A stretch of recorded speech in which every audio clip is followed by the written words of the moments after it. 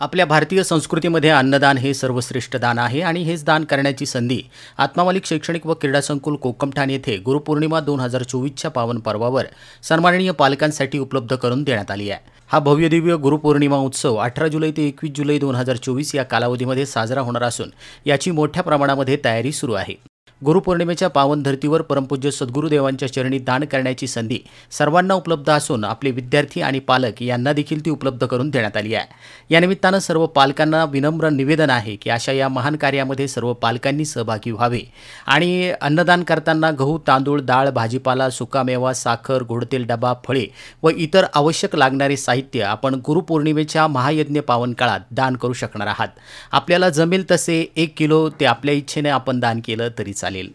व्यवस्थापनाकडून आपल्याला आवश्यक त्या सूचना देण्यात येत आहे। मात्र ड्राय रेशन असेल तर आपण वसतिगृह व्यवस्थापक कार्यालयामध्ये केव्हाही जमा करू शकता। तसेच भाजीपाला असेल तर 18 किंवा 19 जुलैलाच आपण तो जमा करू शकणार आहात।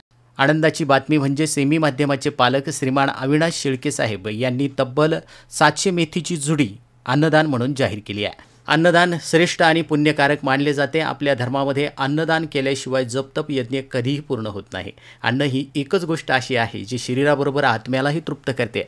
त्यामुळे काही दान करायचे असेल तर अन्नदान नक्की करा। गुरुपौर्णिमेला लाखो भाविक मोठ्या संख्येने आश्रमात येत असून गुरुपूजन करतात। याही वर्षी परंपरेप्रमाणे सर्व नियोजन झालं असून विद्यार्थी व पालक आपल्यासाठी आनंदाची सेवा उपलब्ध करून देण्यात आली आहे। अधिक माहितीसाठी आपण पाल्याचे वसतिगृह अधीक्षक आणि वसतिगृह व्यवस्थापक साईनाथजी वरपेसर यांच्याशी संपर्क साधा।